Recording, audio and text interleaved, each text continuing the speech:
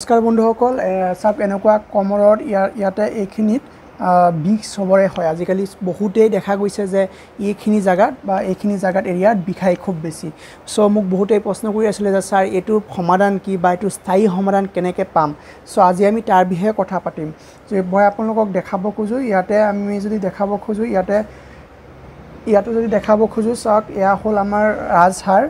ৰাজহাৰৰ এই তলৰ বাৰ্টিবাবিলাকক চেক্ৰাম বুলি কোৱা হয় এইখিনি আৰু এইখিনি হ'ল লাম্বাৰ বাৰ্টিবা আৰু এইখিনি হ'ল চেক্ৰাম লাম্বাৰ বাৰ্টিবাৰ এইখিনিতে মেইনলি প্ৰবলেমটো হয় কি প্ৰবলেম হয়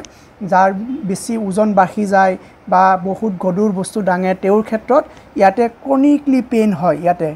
সেইকাৰণে কোৱা হয় যে বেক পেইন ইয়াকে বেক পেইন বুলি কোৱা হয় সো এটা সময়ত গৈ কি হয় ইয়াত এই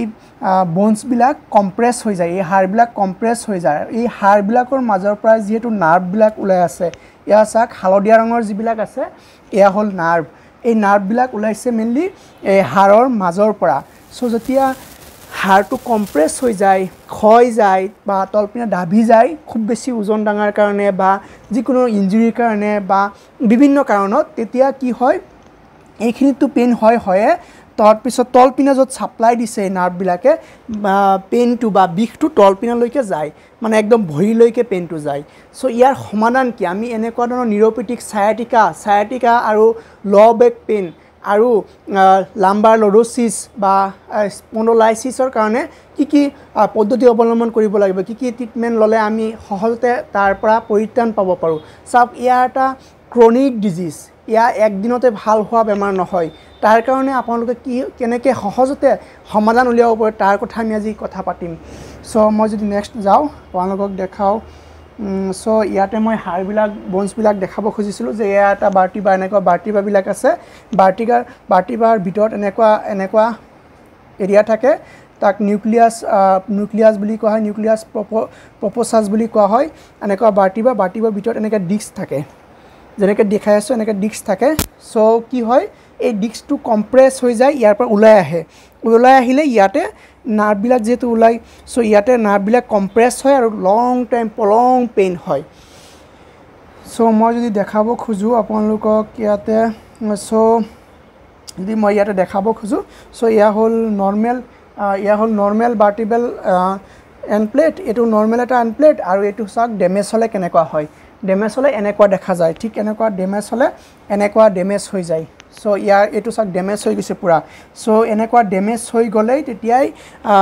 গাঁঠিৰ পেইন হয় বা তেতিয়াই আপোনাৰ বেক পেইন হয় বা তেতিয়াই কমৰত বেছিকৈ পেইন হোৱা ষ্টাৰ্ট কৰে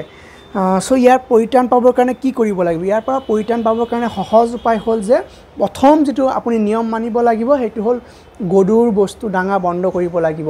আগতে যদি আপুনি গধুৰ বস্তু দাঙিছিলে তেতিয়াহ'লে আজিৰ পৰা গধুৰ বস্তু ডাঙা বন্ধ কৰি দিয়ক তাৰ উপৰিও কোৱা হয় যে লাম্বাৰ বেল্ট পোৱা যায় এনেকুৱা ধৰণৰ বেল্ট মই যদি দেখাব খোজোঁ এনেকুৱা ধৰণৰ বেল্ট পোৱা যায় সো বেল্টটোৱে কি কৰে বাৰ্টিবাৰ কলমটোক ষ্ট্ৰেট কৰিব খোজে মানে চিধা কৰিব খোজে তেতিয়া কম্প্ৰেছ কৰে বেল্টটোৱে কম্প্ৰেছ কৰি ইয়াৰ ছাৰাউণ্ডিং মাচুলবিলাকৰ যেতিয়া ট্ৰট হৈ থাকে বা স্পাজম হৈ থাকে স্পাজমবিলাক কমাই দিয়ে আৰু বাৰ্টিবেল কলমটো ষ্ট্ৰেট কৰে লাহে লাহে মানে চিধা কৰে তেতিয়া আপোনাৰ কি কৰিব যেতিয়া আপুনি লং টাইম বেল্টটো পিন্ধিব 6 মাহৰ কাৰণে বা 1 বছৰৰ কাৰণে তেতিয়া আপোনাৰ এই লং টাইম পেইনটো নাইকিয়া হৈ যাব মই যদি পিছত আপোনালোকক দেখাব খোজোঁ তাৰপিছত এই বেল্ট এনেকুৱা হয় সো ইয়াতে কৈছে যে কেনেকুৱা কি কাম হয় বেল্টৰ কাৰণে একো বেক পেইনৰ কাৰণে ৰিলিফ হয় তাৰপিছত ছাপৰ্ট স্পন্ডলাইচিছ লাম্বাৰ স্পন্ডলাইচিছ থাকিলে ছাপৰ্ট দিয়ে সো ইয়াতে দেখাইছে এইটোৱে সো প্ৰথমতে তাৰপিছত আমি কওঁ যে আমি কি মেডিকেশ্যন দিয়া হয় মেডিকেশ্যনবিলাকৰ ক্ষেত্ৰত প্ৰথমতেই ক'ব লাগিব যে যিহেতু হাড়ৰ লগত জড়িত বেমাৰ সেইকাৰণে আমি কেলছিয়াম জাতীয় মেডিচিন দিয়া হয় মই যিহেতু দেখাইছোঁ এটাক যিকোনো ধৰণৰ মেডিচিন কেলছিয়াম থকা ভাল মেডিচিন ডক্টৰৰ পৰামৰ্শ লৈ আপোনালোকে ল'ব পাৰে তাৰপিছত যদি দেখাওঁ এনেকুৱা ধৰণৰ কিছুমান কলাজেন থকা ৰচি বা ব্ৰিটিছ ফাৰ্মাকেপিয়াৰ কিছুমান মেডিচিন দিয়া হয় সো তাৰপিছত এনেকুৱা ধৰণৰ কলাজেন ফাইবাৰ তাৰপিছত কলাজেন ৰচি হিপ থকা বা ভিটামিন চি কম্বিনেশ্যন আৰু হাইলুৰোনেট কম্বিনেশ্যন টেবলেট দিয়া হয় যদি তাৰপিছত মই কওঁ যে এনেকুৱা ধৰণৰ টিপছ ইনকামৰ মেডিচিন পেইনৰ কাৰণে দিয়া হয় বা ইনফ্লামেশ্যনৰ কাৰণে দিয়া হয় সো তাৰপিছত কোৱা হয় যে ৱেইট লিফটিংটো একদম কৰিব নালাগে একদম ৱেইট লিফটিং কৰা নিষেধ আছে সো ৱেইট লিফটিং কৰাটো একদম বন্ধ কৰিব লাগে তাৰপিছত কোৱা হয় যে নিয়মৰ ক্ষেত্ৰত হৈছে গধুৰ বস্তু দাঙিব নালাগে এনেকুৱা ধৰণৰ চিলিণ্ডাৰ বা এনেকুৱা ধৰণৰ পানীৰ বাল্টি তেনেকুৱা ধৰণৰ চিলিণ্ডাৰ বা পানীৰ বাল্টি দাঙিব নালাগে কেতিয়াও তাৰপিছত কোৱা হয় যে এনেকুৱা ধৰণৰ চাওক পানীৰ বাল্টি এনেকুৱা ধৰণৰ দাঙিব নালাগে কেতিয়াও সো তাৰপিছত হ'ল যে আপোনাৰ ক্ষেত্ৰত হ'ল যে কিছুমান নিয়ম হ'ল যে কেতিয়াও বেকা হৈ কাম কৰিব নালাগে যিবিলাক কাম বেকা হৈ কৰে সেইবিলাক কামৰ পৰা আঁতৰি থাকিব লাগে এই ক্ষেত্ৰত কোৱা হয় যে যিসকল ইছলাম ধৰ্মাৱলম্বী লোক আছে তেওঁলোকে বেকা হৈ নামাজ পঢ়ে তেওঁলোকৰ ক্ষেত্ৰত কোৱা হয় যে এনেকৈ চিয়াৰত বহি ইশাৰাত নামাজ পঢ়িব লাগে ক্ষেত্ৰত আপুনি জাষ্ট বেণ্ডিং হ'ব নালাগে বেণ্ডিং হৈ বা ফৰৱাৰ্ড বেণ্ডিং হৈ কাম কৰিব নালাগে তাৰপিছত কোৱা হয় যে পাৰিলে